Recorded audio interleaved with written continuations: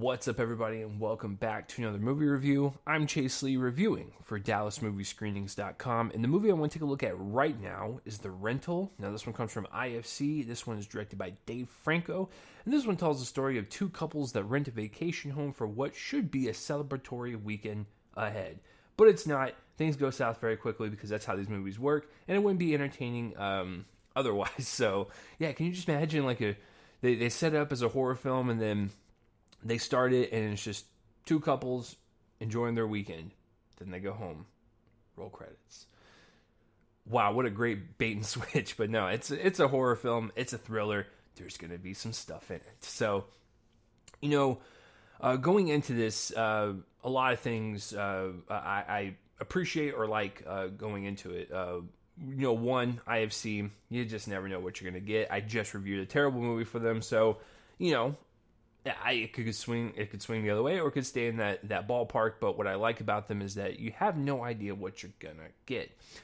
Two, I love horror films, and I also love horror films that are set in one location because it really forces the filmmakers to be as creative as possible with the story, the visuals, the performances, are all three combined.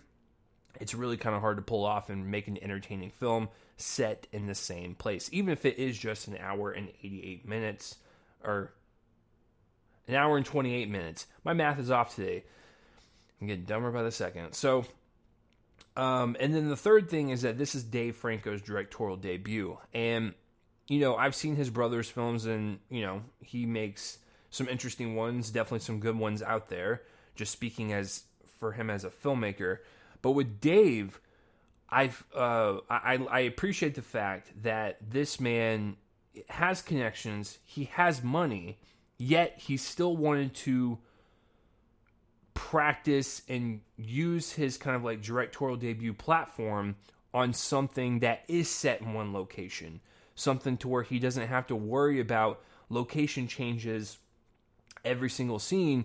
He's got the same place, so it's his job to get the best performances out of the actors and make sure his direction of the story goes smoothly and completes the vision that he has set out to do. And so that it's smart. It's from a filmmaking standpoint, for your first one out, do it all in one location. That way you can concentrate on the other aspects of it, so that way you can make the best movie possible and not have to worry about costume changes, location changes, and just being constantly just moved to a different area. This is where it's at. Isolated horror. So he was smart by doing that, even though he has the money and connections, like I said.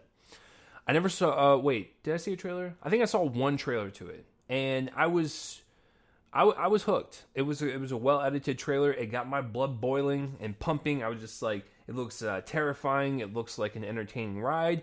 So I saw it, and I like it.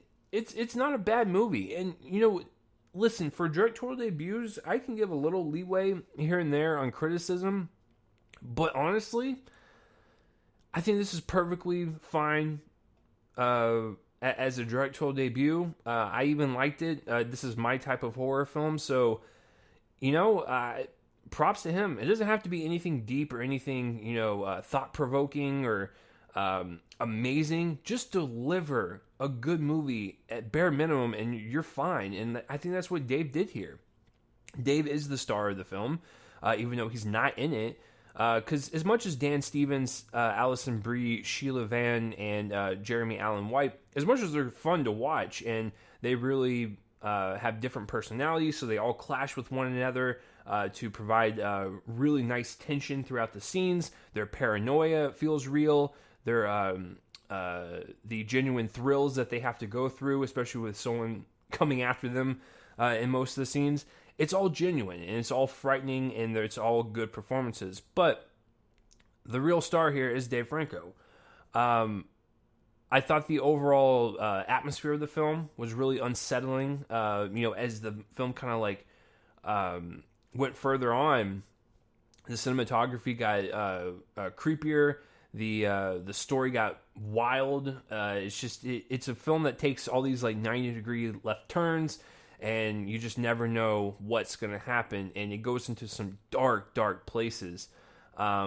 But that's the whole point of this, is that if you are set in the one location, which is a gorgeous rental home, I think it probably is an actual rental home, or it's one of these stars beach house homes. But that aside, the story is just crazy, man. And it really pits these characters in interesting situations, because you're like, would you do this in this situation? Hopefully not. You would do the right thing, but they went so far into it, they could not turn back. So they had to just go forward with what they were doing and deliver, their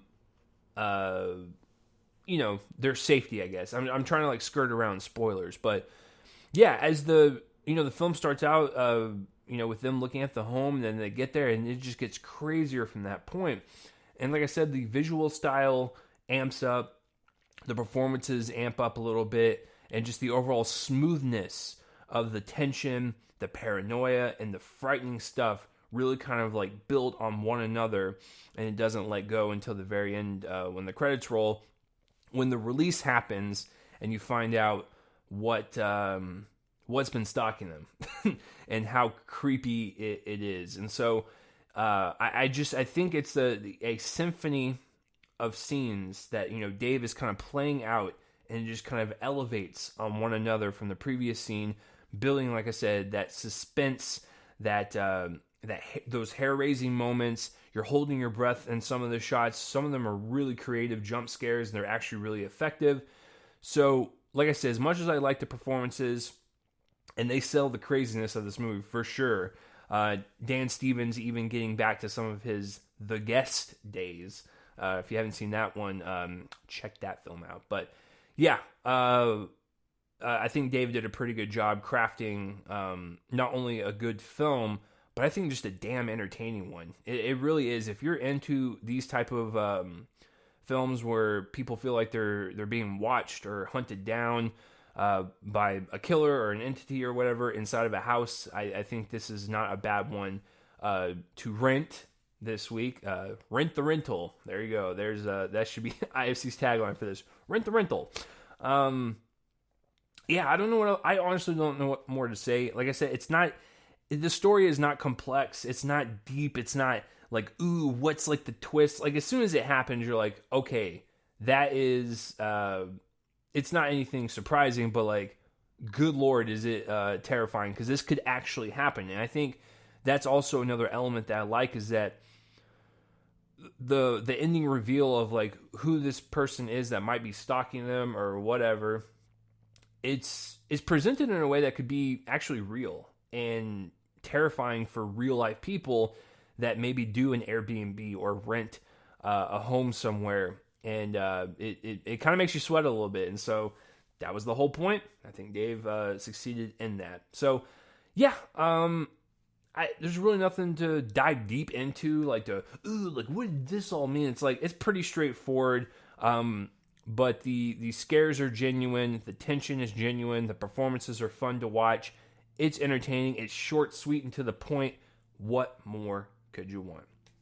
I really wish I could have saw this at like a drive-in or something, because I know it's playing at some drive-ins, but watching it at home in the dark, still in some circumstances scared the crap out of me. So I claim that as a win. So I'm going to give the rental a B. It's pretty solid. Yeah. So check it out if you want to, and let me know down below what you thought of the rental, whether it be good or bad. I would like to know the conversation, and I read all the comments even if I don't reply to them.